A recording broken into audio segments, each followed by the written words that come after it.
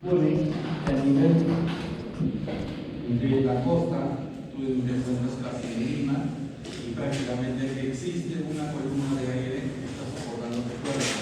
A eso se le llama presión, una atmósfera, que es una presión.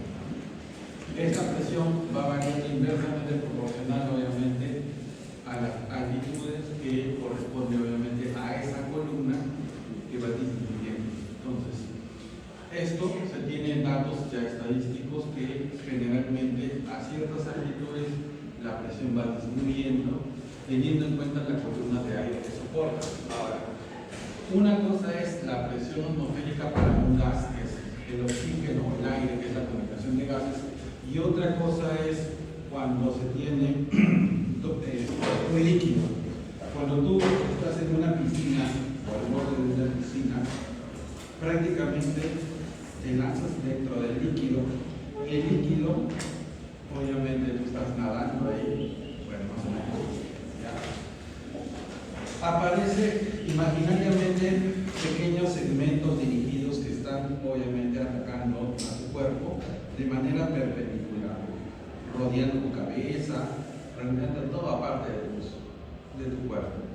Entonces, la idea es que esta acción que tiene la presión hace comprimir al objeto a medida que esta profundidad va aumentando. Si la profundidad aumenta, la presión es más fuerte y obviamente se va reduciendo la capacidad de respirar. Entonces te vas asfixiando a medida que tú te estás ingresando a las profundidades del líquido. Entonces esto se va a reducir conforme obviamente tú estás descendiendo. Entonces, la idea central acá es que acá existe una presión hidrostática que depende más que nada de una variable que es la profundidad.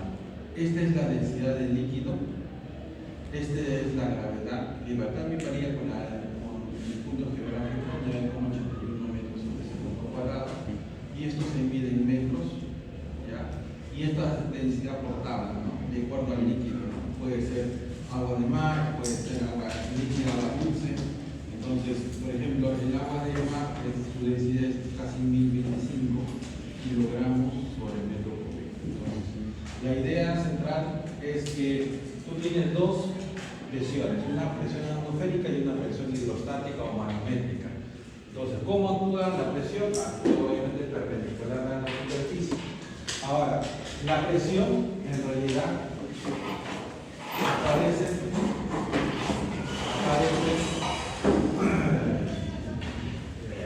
la que aparece acá en esta forma. La presión implica obviamente una relación, un análisis. Tienes acá un conducto y obviamente el conducto más corriente de esta manera. Más o menos así. Este conducto es una gira que fuera más o menos recto o casi, ya, tiene un nivel de referencia, tiene una altura. Entonces, para un líquido que se encuentre en una superficie prácticamente cerrada o prácticamente con una tubería, se le va a ejercer una presión.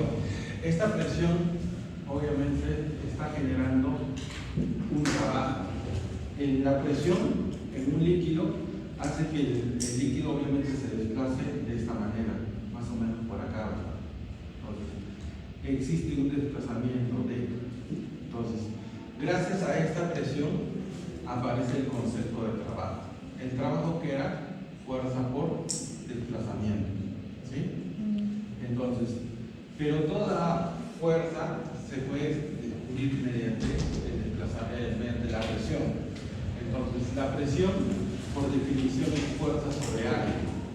Pero si yo despejo la presión, la fuerza, sería presión por área. Entonces, esta parte va a ser así. Sería presión por área, por el desplazamiento. Pero cuando tú observas que este es el área de interacción área y el desplazamiento está generando todo un volumen. Entonces todo esto en realidad se va a expresar en volumen de agua que se va a trasladar. Entonces el volumen, vamos a ponerlo así ya, el volumen por presión se genera un tipo de trabajo. Esta es la transformación del trabajo mecánico en términos de la parte hidrodinámica en realidad. Cuando ya el cuerpo o el cuerpo de agua se desliza o avanza hacia un desplazamiento, se genera un trabajo. Y el trabajo se va a determinar presión en pascales y volumen en litros o metros cúbicos, ¿ya? Ahora, cuando el líquido aún va subiendo a un piso, a un tercer piso, a un cuarto piso, a una cierta altura, está generando obviamente también un desplazamiento, un tipo de energía. Es una energía cinética y como tiene una cierta altura, también tiene una energía potencial gravitatoria. ¿Ya? Entonces, todo el trabajo que está inicialmente se va a generar dos tipos de energía. La energía cinética y la energía potencial gravitatoria por la altura. Entonces, la idea central es determinar obviamente estas energías. La energía cinética es igual a un medio de la masa por velocidad, ¿no? Se supone que el líquido tiene una densidad y tú sabes que el líquido es masa sobre volumen. Entonces yo puedo transformar esta masa en términos de ¿quién?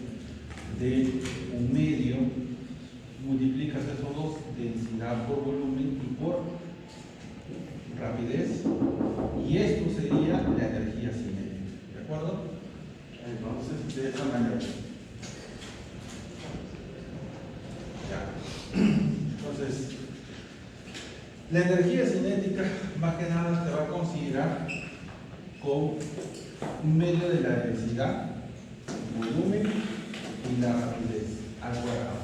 En caso de una energía potencial gravitatoria, igualito, masa, gravedad y altura, ¿no? En este caso, la masa se va a convertir en densidad por volumen, gravedad y altura. Entonces, la idea central es que toda la energía al inicio va a ser igual a la energía final, va a ser el de acá y va a ser el de acá.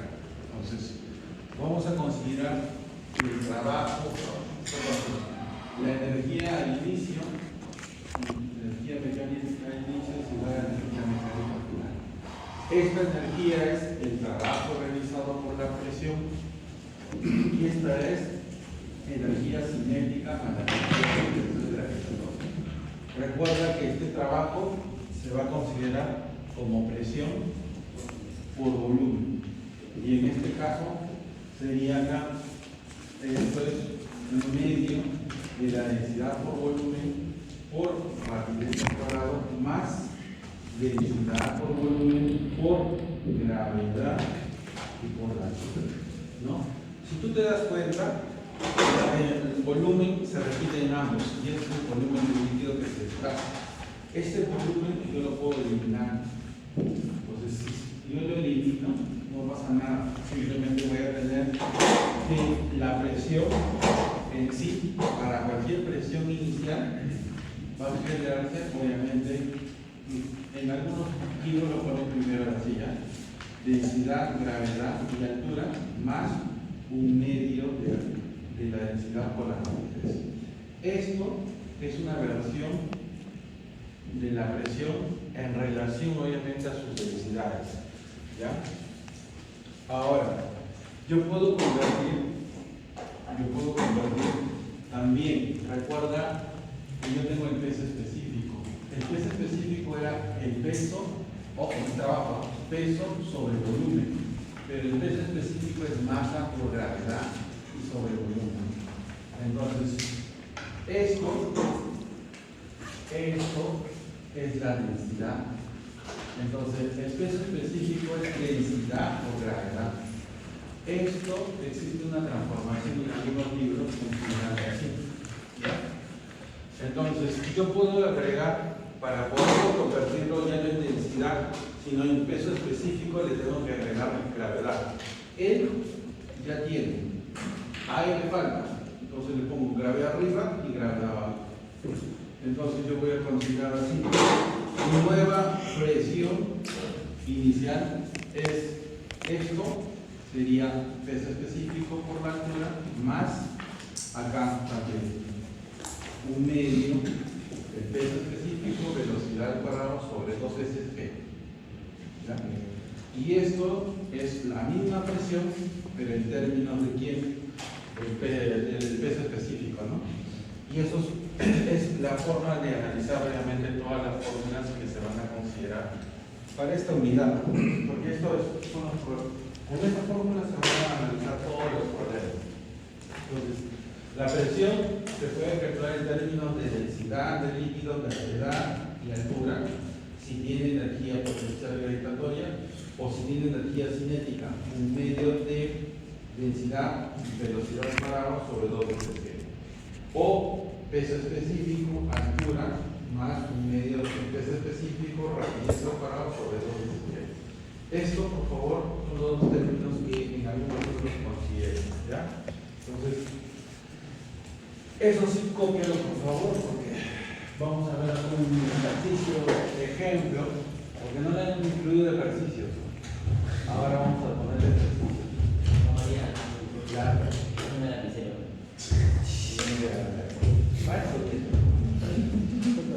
Por eso no les estoy delegado. Todos los ciclos así va a ser. Es novedad. Me lo devuelve.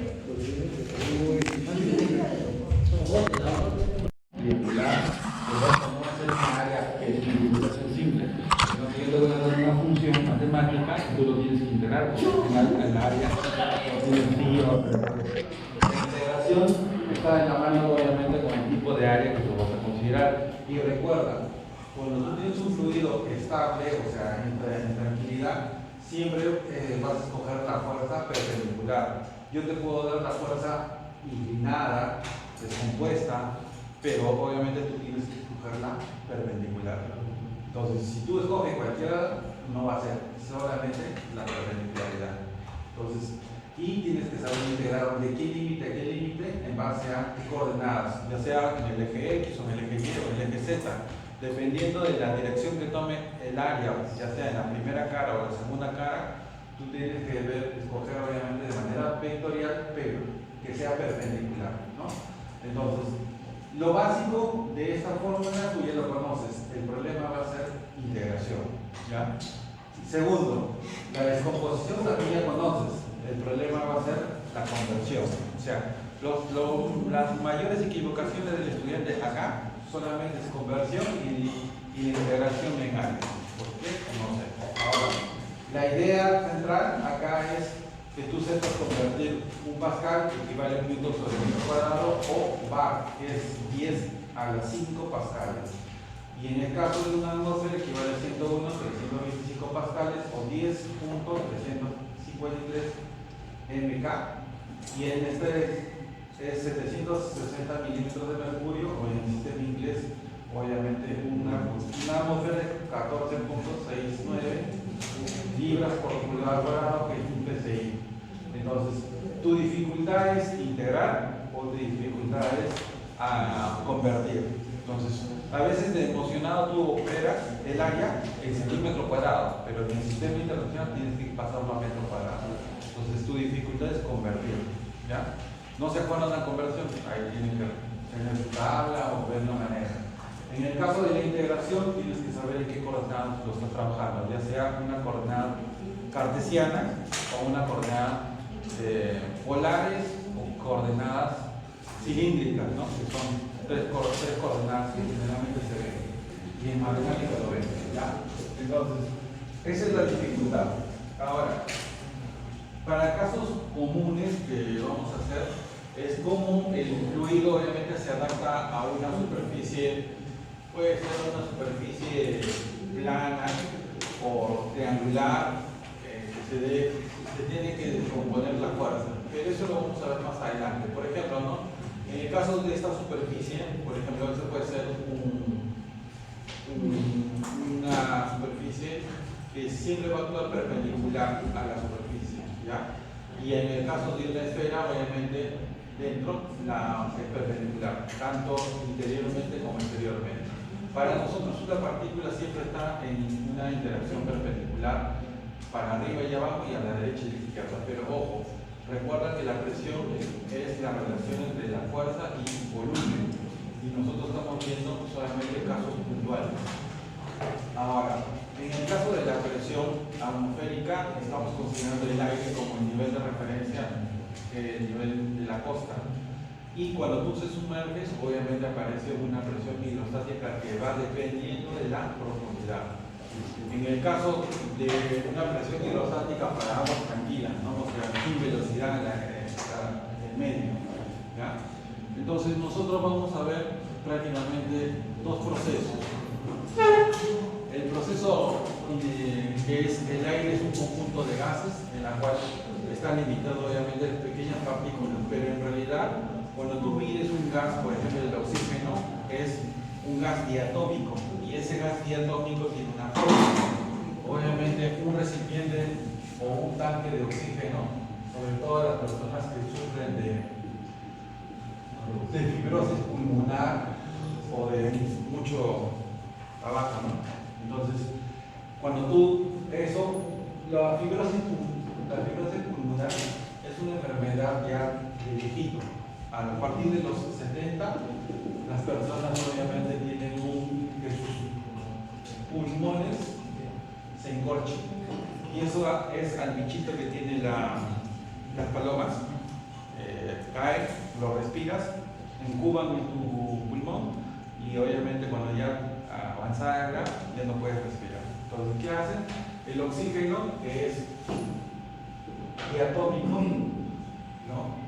Tienen altas energías, siempre está en continua interacción con partículas y la presión que ejerce en toda la superficie, obviamente perpendiculares, siempre son perpendiculares.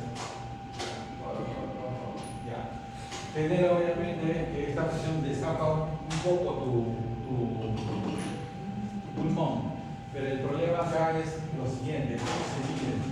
Acá tú tienes más o menos, se mide acá en H pascales, otro es en milímetros de mercurio, acá es el punto inicial 700 milímetros de mercurio, acá va aumentando la presión y acá disminuye la presión, hasta acá puede ser hasta 80, ¿ya? Entonces, más o menos el de acá, ¿ya? Entonces, el tanque de oxígeno, cuando se acaba, obviamente siempre va a quedar un rezago de oxígeno, pero tiene su valor mínimo de esta porción más o menos, ¿ya? Entonces, el problema acá es que la relación se da a la interacción de la fuerza aplicada entre el aire.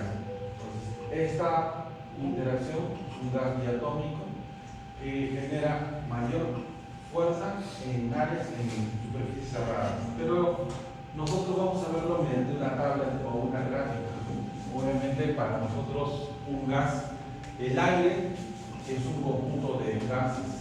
Está el oxígeno, el vapor de agua, el nitrógeno, el óxido de nitrógeno, el monóxido de carbono y el dióxido de carbono, ¿no? El dióxido y el monóxido. Entonces, este conjunto de gases obviamente es puro. Tu pulmón obviamente tiene dificultades para poder respirar porque existe en Lima mayor vapor de agua. En cambio, en provincias el agua casi es mínimo y puedes respirar mejor.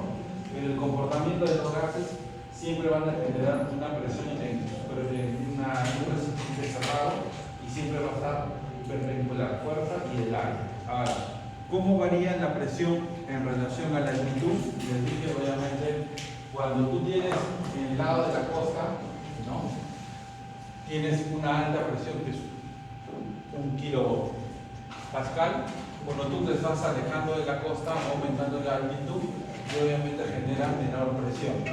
Esta menor presión es menor columna de aire y obviamente tiene un comportamiento básico en tu organismo porque cuando tú respiras, la densidad del aire es más dificultosa.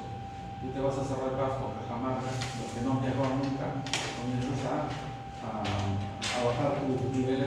sales y comienzas a doler tu cabeza y comienzas a bajar, ¿no? Entonces eso impacta, ¿ya? Y algunos se desmayan todavía, ¿ya? Profesor, disculpe, en caso de la sangre es posible que una arteria, una pequeña vena se reviente. Claro, cuando tú estornudas y tú te tapas con la nariz para no estornudar o para no contaminar a las personas, la presión es fuerte y hay muchas personas que han muerto. Sí, por la altura, por la No, altura. claro. Las venas capilares son pequeños tubos que están ahí en la presión que están considerando. Entonces, si tú te tapas así y se desmayan y se caen. ¿Hay visto? ¿Se ha visto? No. Por eso es malo estornudar también. Porque he visto que cuando van a minas, a veces la presión atmosférica hay personas que sangran de la nariz por la misma altura, que es Sí, por la presión, por ¿no? la misma presión. Más que no son acostumbrados, sobre todo. Eso se ve con los ingenieros ambientales. Están sangrando, ¿eh? No, sí, están sangrando, de verdad. Sí, pero civil, por lo menos ya tiene más experiencia. Ya, entonces, esos son los problemas que tienen. Miren, la idea acá es sumar las presiones. Presión absoluta es la suma total de las presiones atmosféricas y relativas. Y todo instrumento utiliza un medidor de presión en la cual se le denomina manómetro. El manómetro es, en este caso, vamos a considerarlo de esta manera, ¿ya? Vamos a considerarlo un proceso en la cual se tiene, acá se está repitiendo, se tiene instrumentos de medida.